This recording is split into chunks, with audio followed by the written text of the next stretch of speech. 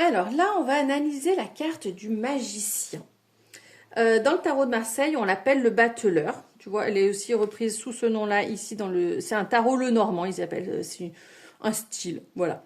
C'est pas un petit Lenormand, mais c'est un tarot dans le style Lenormand de l'époque Lenormand, je dirais. Du coup, on est sur la carte 1, la carte du magicien. Donc, c'est ce que je t'expliquais dans la formation. La numérologie, ça te donne déjà des bases. Quand tu as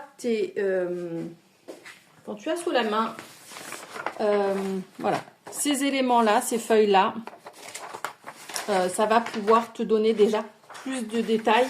Quand tu es perdu dans ton interprétation, des fois, l'image va te parler, et des fois pas du tout. Des fois, c'est la numérologie qui va te donner un point de départ et dire « Ah oui, ok, ça y est, ça vient. » Et puis après, tu as d'autres idées qui vont venir. Donc, le 1, c'est le nouveau départ, c'est le départ, le commencement de quelque chose. On parle aussi ici de quelqu'un qui n'est pas très mature, hein, c'est le 1. Donc, quand on est 1, c'est le début de la vie, c'est l'enfance. Ça pourrait, si on devait décrire une personne, ce serait une personne... ça pourrait être une femme enfant, un homme qui vraiment n'a pas grandi dans sa tête. Donc plutôt une personne jeune. Ça pourrait représenter une personne qui a 55 ans et qui se conduit comme un gamin ou qui est resté dans son âme d'enfant. Hein, c'est vraiment dans cette énergie-là. Le magicien, ici, on te dit, dites ce que vous attendez de la vie. Comme par magie, ce que vous souhaitez apparaît. Des débuts couronnés de succès.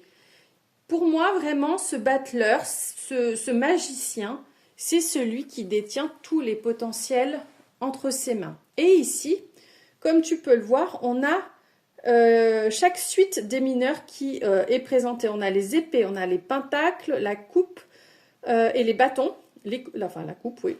Et les bâtons qui sont représentés.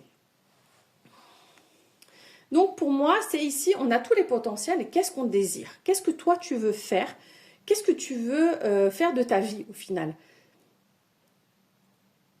Et ensuite, ce qui est intéressant de regarder, c'est quand tu vas faire un tirage, si tu te poses cette question, qu'est-ce que j'ai envie de faire de ma vie? Quelle carte il y a là et quelle carte il y a là? Ou simplement 2 cartes, ça c'est vraiment toi qui choisis. Mais les cartes qui entourent vont préciser un petit peu d'où tu viens et où tu vas. Ça c'est le fameux tirage à 3 cartes, passé, présent, futur. Et ça va te permettre de savoir peut-être sur quoi tu peux t'appuyer. Aujourd'hui, moi ce magicien, c'est celui qui a tous les potentiels. Il est peut-être multipotentiel aussi, il est très créatif. C'est un alchimiste aussi pour moi. Il a cette capacité de transformer sa volonté et de la rendre concrète, mais il va falloir qu'il passe aussi par les autres arcanes du tarot. Hein. À la suite, on a la grande prêtresse ou la papesse.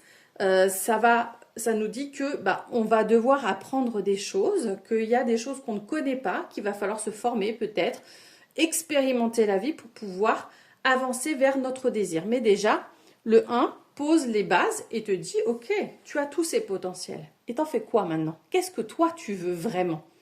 Donc voilà, le magicien, il vient nous poser la question, qu'est-ce que je désire, qui je suis, quels sont mes talents. Voilà pour le magicien.